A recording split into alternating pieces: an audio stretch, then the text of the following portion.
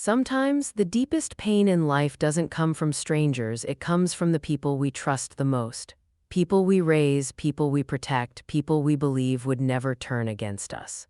This is the story of Margaret, a 72-year-old woman from Florida, and what happened to her is something that quietly happens to many elderly women but rarely gets talked about.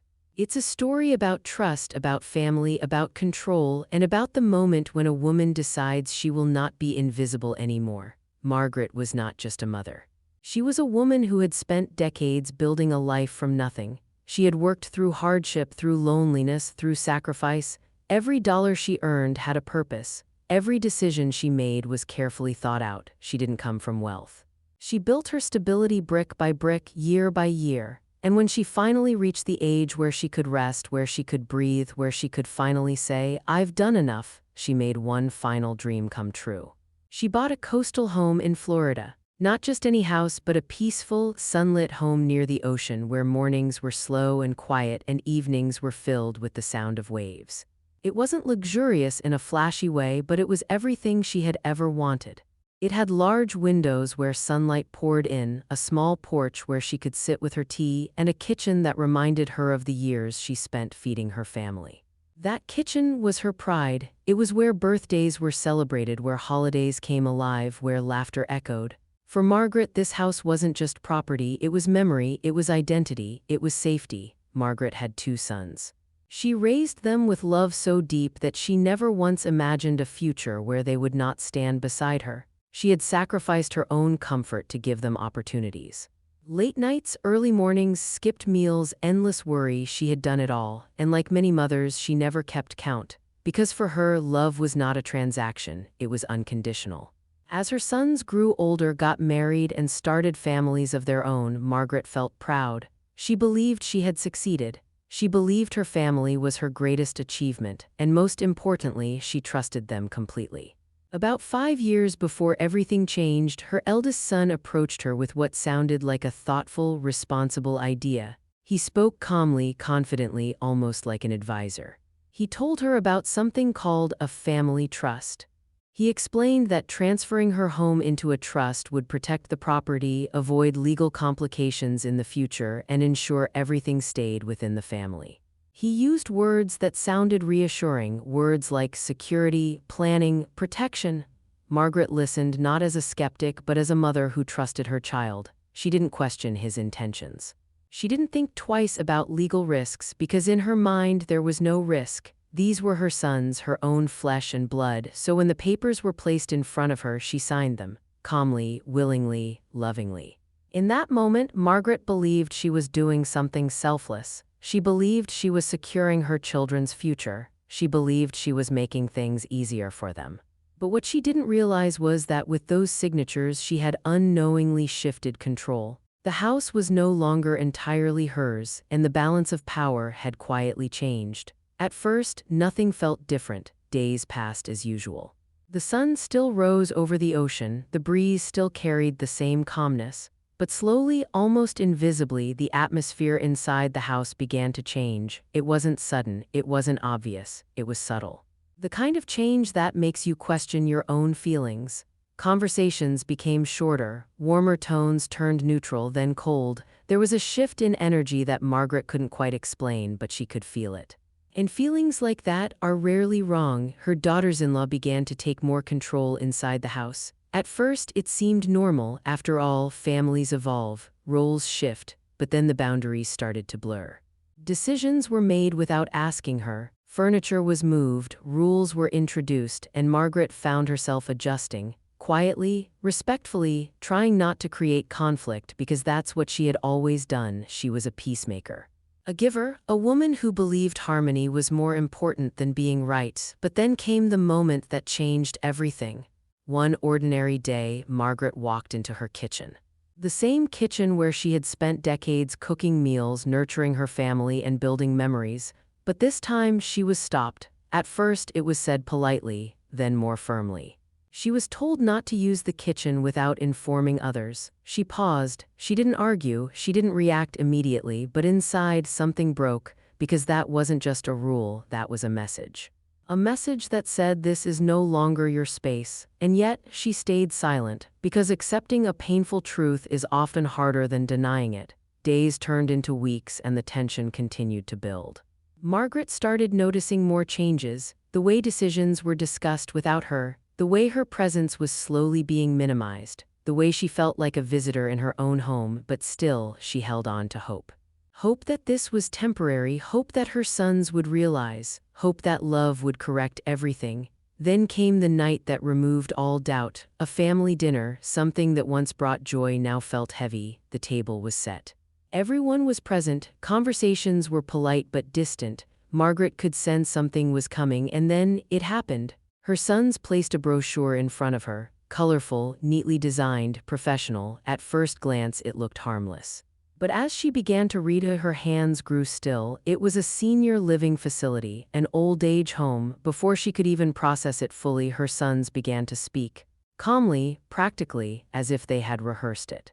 They told her the house was too big, that maintaining it was unnecessary, that selling it would be financially beneficial. And then came the final line, the one that stayed with her long after the conversation ended. "You'll be safer there, Mom." Safer, that word didn't comfort her, it exposed everything, because this wasn't about safety. This was about removal, about control, about convenience. In that moment, Margaret realized something that changed her forever. This wasn't a suggestion, it was a decision, and she had not been part of it. That night, Margaret sat alone in her room. The silence felt different now, heavier, real. She could have cried, she could have confronted them, she could have reacted emotionally, but instead she chose something else. She chose stillness, because sometimes the strongest response is not immediate reaction, it's quiet understanding. And deep thinking, she replayed every moment in her mind, every conversation, every decision, every detail about the trust, and then something surfaced, a memory, small, faint, but powerful. When the trust was created, she had insisted on adding a clause. A small condition, one that no one had paid much attention to. It stated that if she ever felt the trust was not serving its intended purpose, she had the right to revoke it. At any time, and suddenly everything became clear. The moment that memory returned to Margaret, something inside her shifted. It wasn't loud, it wasn't dramatic, but it was powerful. For the first time since that dinner, she didn't feel helpless. She felt aware, and awareness changes everything. Because when you finally understand what's happening around you, fear begins to lose its control. That night, Margaret didn't sleep much, not because she was anxious, but because her mind was working, calmly, carefully. Piece by piece, she began putting everything together: the trust, the signatures, the changes in behavior, the sudden urgency to sell the house. It all made sense now. What once felt confusing now felt intentional. But Margaret also understood something else. This was no longer just about emotions. This was about control, legal control, and if she wanted to protect herself, she couldn't rely on feelings. She needed clarity.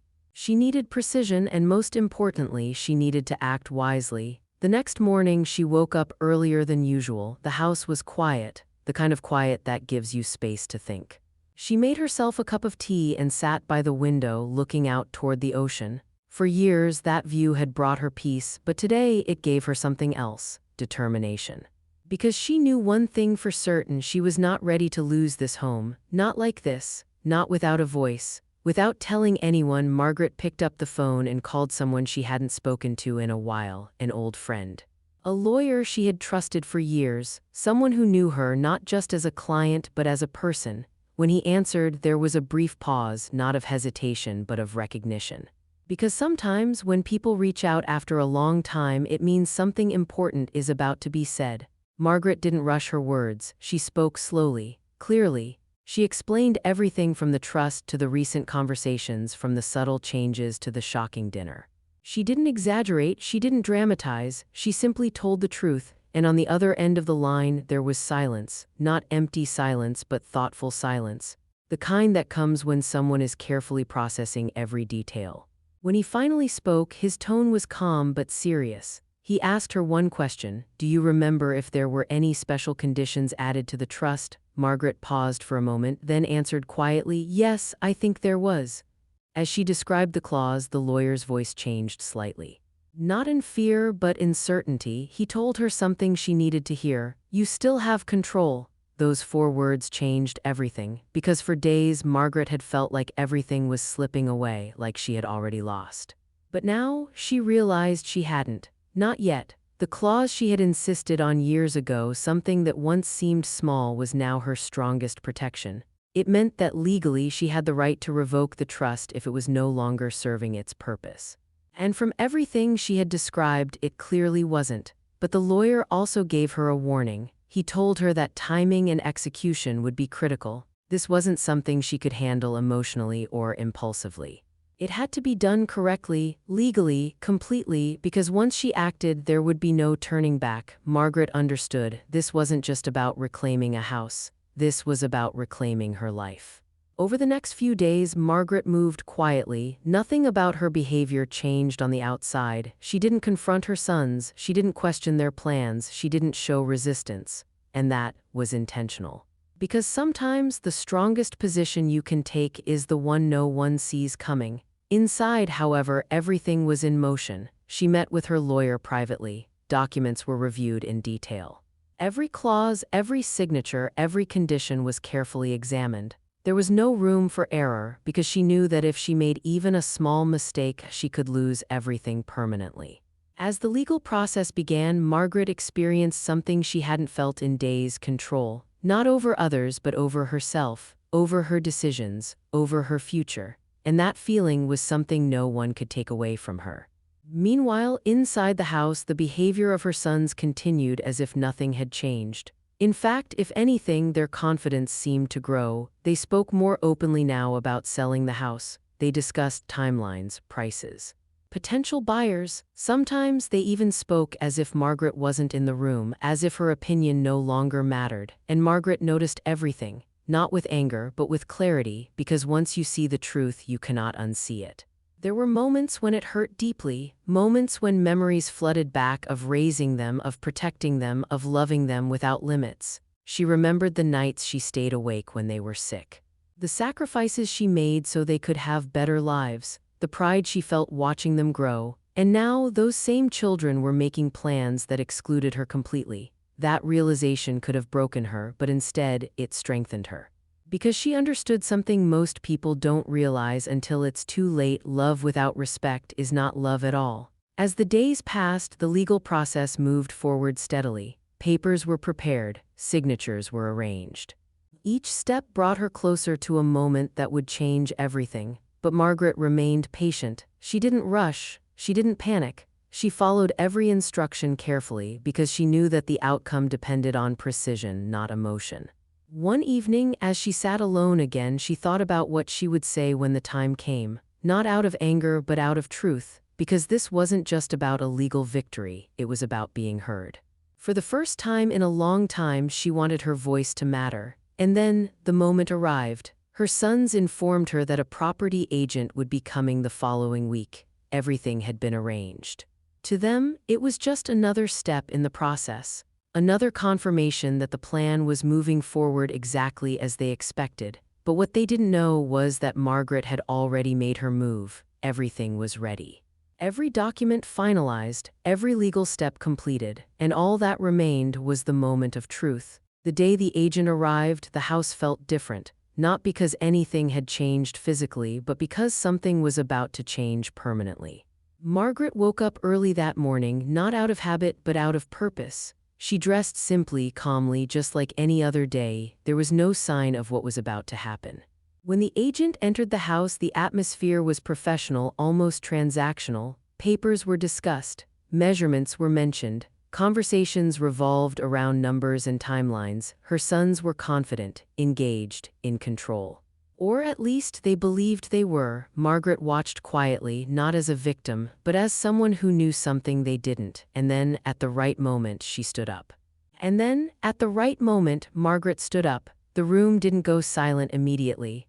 Conversations were still flowing, the agent was still speaking, her sons were still focused on numbers and possibilities.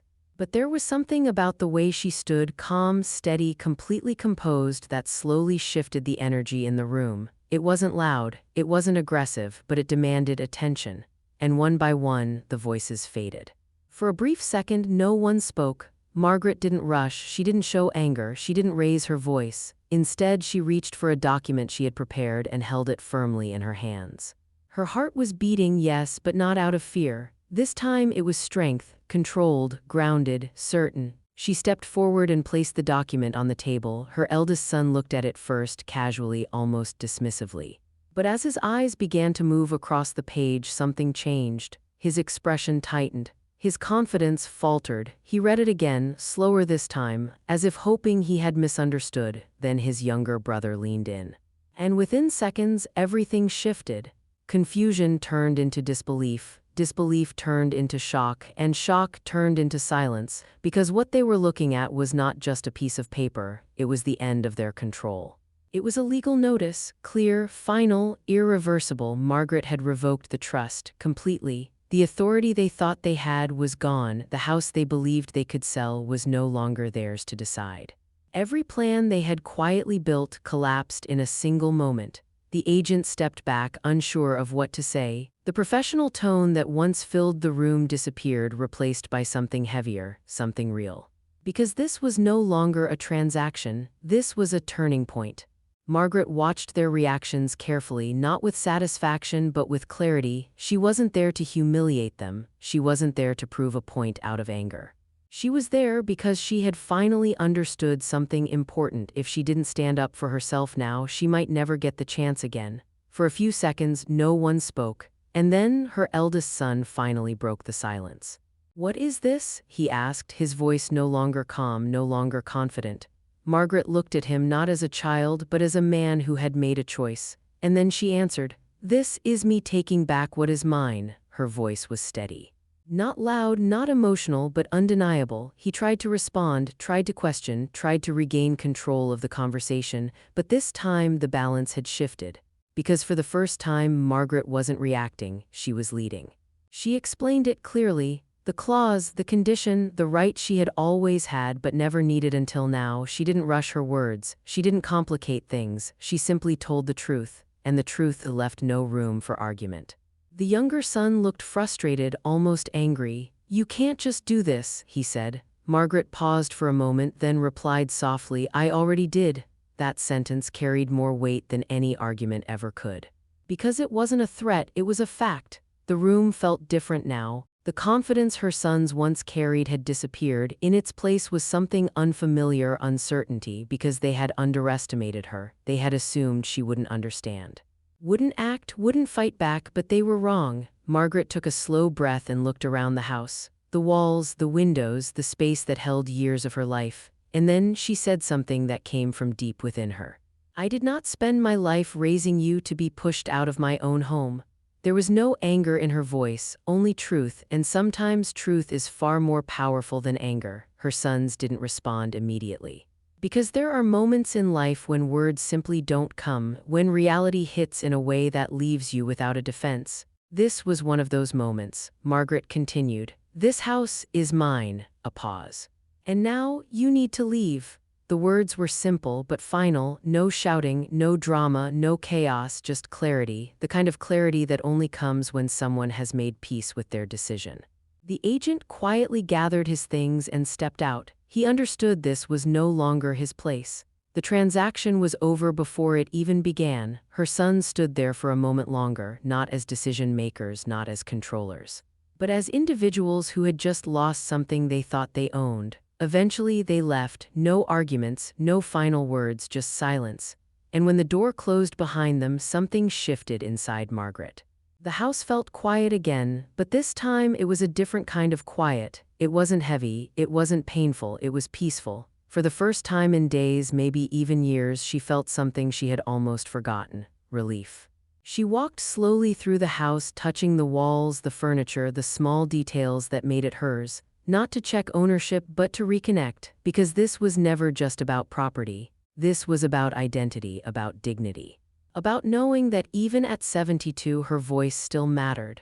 That evening, Margaret sat by the window once again, looking out at the ocean. The same view, the same breeze, but everything felt different, because she was no longer uncertain. No longer questioning her place, she had reclaimed it, not through anger, not through force, but through awareness, courage, and action. Margaret's story is not just about one woman, it's about something much bigger. It's about the quiet struggles that many elderly people face, especially women who have spent their lives giving everything to their families. It's about how easily trust can be misused, and how difficult but necessary it is to stand up when that trust is broken, because the truth is respect is not guaranteed by love, and family does not always mean protection. Sometimes it means learning when to draw a line. And Margaret did exactly that. She didn't just save her home, she saved herself. And that is something no one can take away. So now let me ask you something. If you were in Margaret's position, would you have done the same? Would you have stayed silent and let things happen, or would you have found the strength to stand up even if it meant standing alone? Because moments like these define more than just outcomes. They define who we are. And Margaret chose to be someone who would not disappear quietly. She chose to be someone who would not be pushed aside. She chose to be someone who would fight not with anger but with truth. And in doing so, she didn't just change her situation, she changed her story.